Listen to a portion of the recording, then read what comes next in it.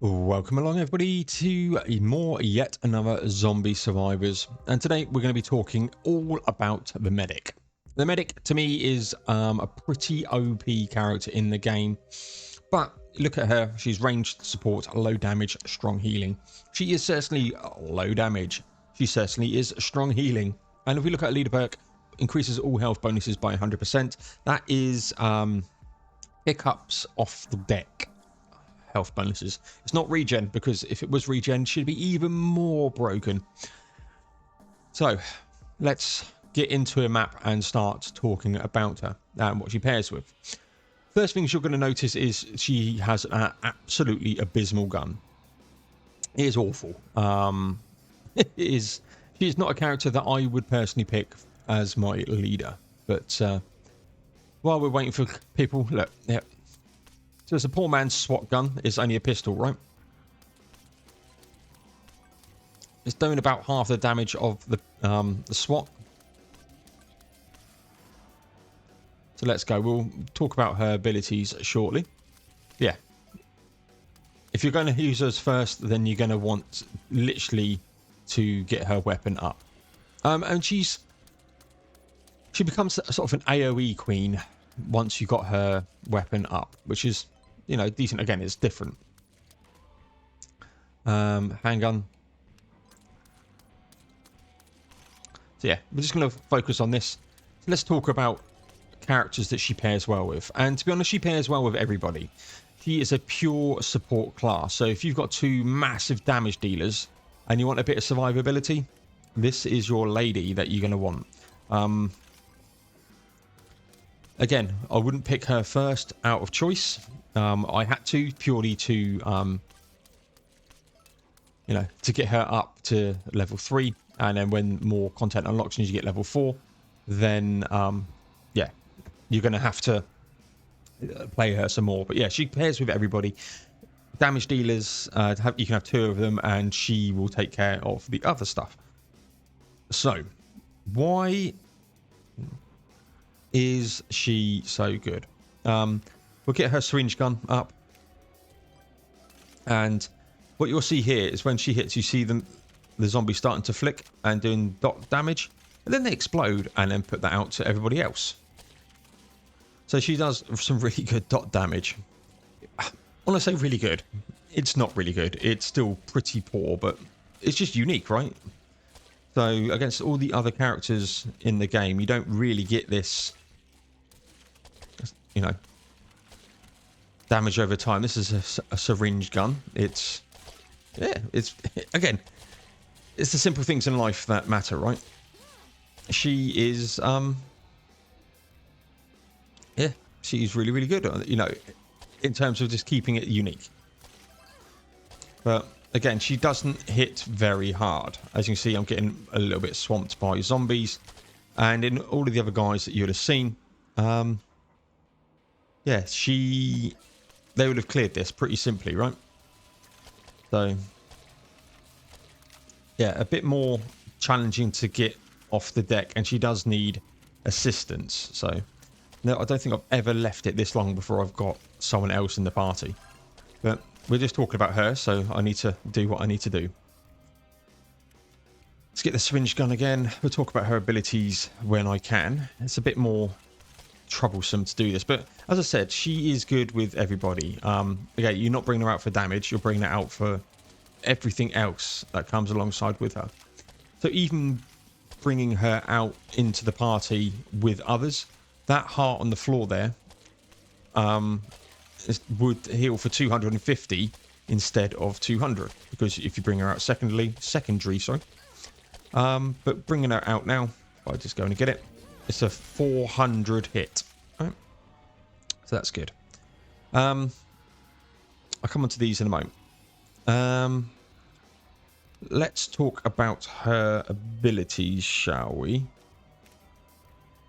There we go. Perfect. So she has PhD, transplantology, and Stimpack. Stimpack being her level 3 one.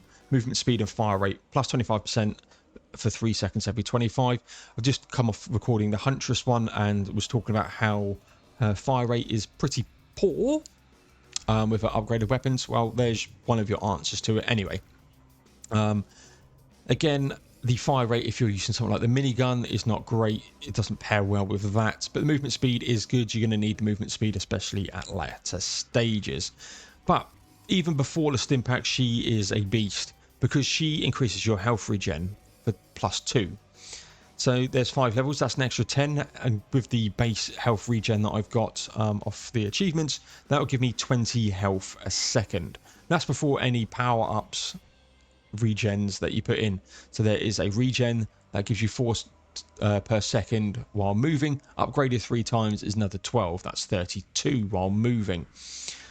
Yeah, and then there's the standard health regen of 2. So 2, 4, 6. So you're looking at just under 40 health a second that you can get on a regen with this lady.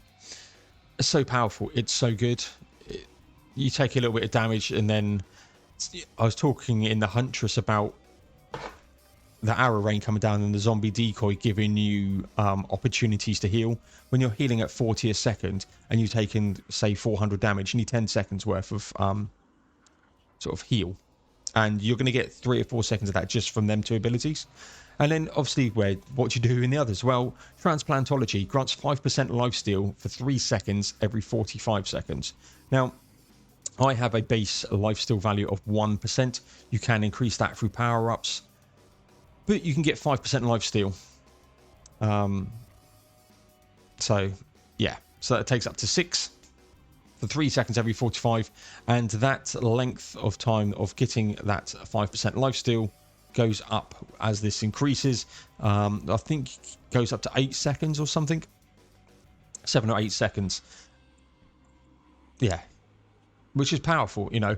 If you're firing in like rocket launchers or using a minigun, or you've got the assault rifle going, or you're doing all of these good high damage sort of ability, or not abilities, but high damage weapons, and you're getting 5% lifesteal of that, your health just goes whoop straight back up.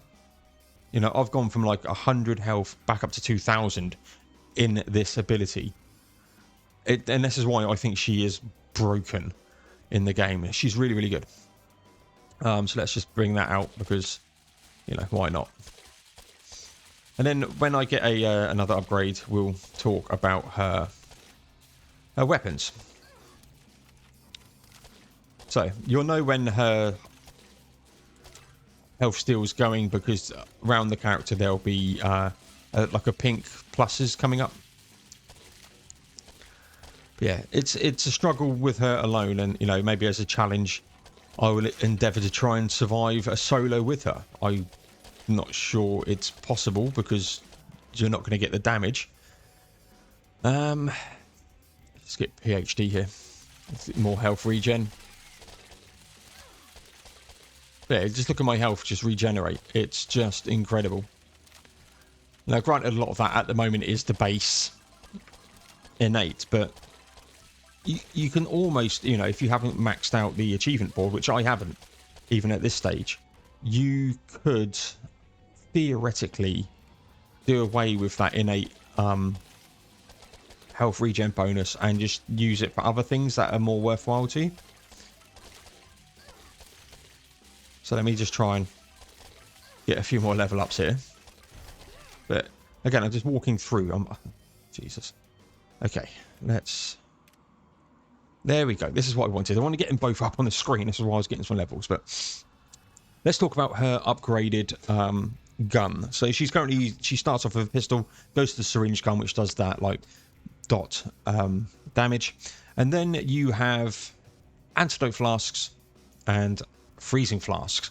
Freezing flasks are one that it is, as it says on the tin, you then take some potions, or like a potion bottle, throw it into the crowd in front of us, and it inflicts AoE freeze. So if you recall back to the Huntress guide that we did, and we talked about freezing arrows, it's the same thing, but this is better because it's a bit wider. And yeah, you get to freeze more. Doesn't do the damage, but it enables you to keep multi-shot for Huntress, right? Because that's so much better. And you'll freeze the enemies. The one I'm going to showcase in the guide is antidote flasks. I would recommend you pick freezing flasks, by the way. The utility, because she's not a damage dealer, you're looking at what she can do from a support point of view. And freezing from that enables you to do damage with other characters, and which is why I think she is so good. She takes some of the weaknesses away from some of the other characters and lets them display to their strengths. So yeah, I would highly recommend you pick freezing flasks. It's a lot better. But antidote flask is literally syringe on steroids. Bump, bump. Yeah, it just makes, you know, everything go disco. It's just really weird. It does do damage. Again, as you see, there's the pluses going around me. That was for yeah, for the health steal. So let's make our way up to perks. Now,